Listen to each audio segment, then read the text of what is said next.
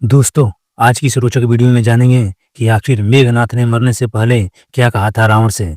तो दोस्तों आइए जानते हैं इसको विस्तार से। लंका की धरती पर युद्ध का नगाड़ा लगातार बज रहा था। चारों ओर शंख, रणभेरी और रथों की गर्जना सुनाई दे रही थी। आकाश में धनुष की टंकार और बाणों की वर्षा ने सूरज की किरणों में भी ढक दिया था। श्री राम और रावण का महायुद्ध अपने चरम पर था और उस युद्ध का सबसे भीषण अध्याय अभी बाकी था। इंद्रजीत, जिसे लोग मेघनाथ कहते थे, उसका अंतिम संग्राम। मेघनाथ लंका का सूरवीर, रावण का सबसे वीर पुत्र, जिसने इंद्र को भी पराजित किया था। वह न केवल युद्ध कला में निपुण था, बल्कि अपने वचनों और धर्म के प्रति दृढ़ भी था। परंतु इस बार उसका सामना स्वयं श्री राम और लक्ष्मण से था और नियत ने पहले ही उसके जीवन की रेखा खींच दी थी। युद्ध से पहले की घड़ी जो बताई वह संध्या समय था। रथ तैयार खड़ा था, लेकिन मेघनाथ महल में नहीं, युद्ध भूमि से अलग शिव मंदिर में था। वह अपने आराध्य महादेव की पूजा कर रहा था, क्योंकि उसे ज्ञात था यह उसका अंतिम युद्ध होगा। तभी रथ के पहियों की चरमराहट और भारी कदमों की आहट ने उसकी साधना तोड़ दी। रावण स्वयं वहां आया था। उसके चेहरे पर चिंता की रेखाएं थी, परंतु गर्व का भाव भी झलक रहा था। रावण ने, पुत्र, समय कम है। मैं जानता हूं कि तुम सबसे महान योद्धा हो।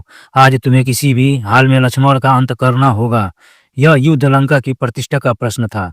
मेघनाथ ने धीरे से शिवलिंग पर जल चढ़ाया, फिर पिता की ओर मुड़कर शांत स्वर में बोला, पिताश्री, आज मैं युद्ध भूमि में जाऊंगा और लौटूंगा नहीं।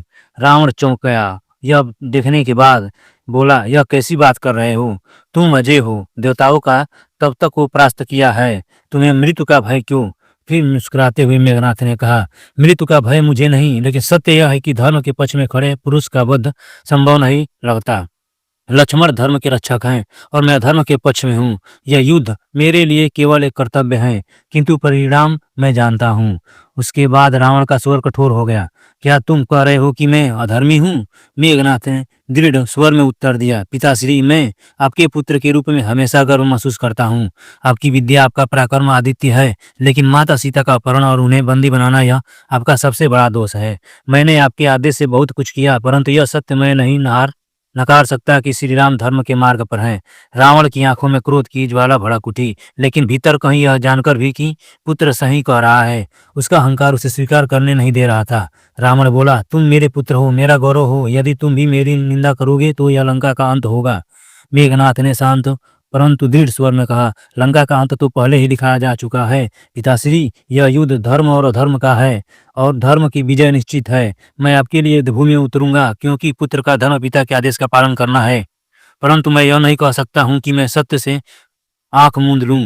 अंतिम वचन में बोला। रावण कुछ क्षण मौन रहा। युद्ध भूमि से आती शंख ध्वनि ने उस मौन को तोड़ा। मेघनाथ ने अपने पिता के चरण स्पर्श किए। उसने कहा, पिताश्री, आज मैं युद्ध भूमि में अंतिम बार उतरूंगा। यदि मैं जीवित लौटा तो आपसे एक ही वचन मांगूंगा, माता सीता को उनके स्वामी के पास लौटा दीजिए। यह न केवल लंका को विनाश से बचाएगा, बल्कि आपके यश को भी उमर कर देगा। और यानी मैं न लौटा तो समझ लीजिए यह महायुद्ध अपने अंतिम सत्य की ओर बढ़ रहा है। रावण की आंखें नम हो उठी। वो अपने पुत्र को रोकना चाहता था, परंतु उसके गौरव और वीरता के आगे उसके शब्द खो गए। उसके बाद युद्ध भूमि की ओर प्रस्थान किया और मेघनाथ ने अपने धनुष विजय को उठाया, रथ पर चढ़ा और युद्ध भूमि की ओर बढ़ा। रावण महल की सीढ़ियों पर खड़ा होकर अपने पुत्र को जाते देखता रहा। हर कदम के साथ उसके मन में गर्व और भय दोनों उमड़ रहे थे। कुछ ही समय में युद्ध भूमि से भीषण गर्जना और बाणों की टक्कर गूंजने लगी। मेघनाथ ने असुर सेना का नेतृत्व करते हुए लक्ष्मण पर पराक्रम वार किए, लेकिन नियत का खेल अपने मार्ग पर था। लक्ष्मण ने श्री राम और हनुमान के सहयोग से एक तीक्ष्ण बाण छोड़ा, जो मेघनाथ के वश में आ लगा और उसका अंतिम क्षण यही रहा। धूल और रक्त से लथपथ मेघनाथ भूमि पर गिर पड़ा। उसकी सांसें धीमी हो गई थी, लेकिन चेहरा शांत था। तभी रावण दौड़ता हुआ आया और पुत्र का सिर अपनी गोद में रख लिया। रावण बोला, पुत्र, मैंने तुम्हें खो दिया। मेघनाथ ने धीमे स्वर में कहा, नहीं पिताश्री, मैंने अपना धर्म निभाया है।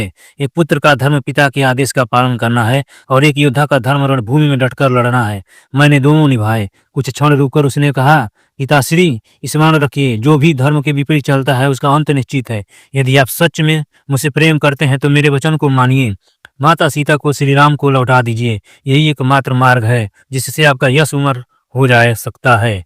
इतना कहकर मेघनाथ ने अंतिम बार अपने पिता की ओर देखा और उसकी आंखें सदा के लिए बंद हो गई।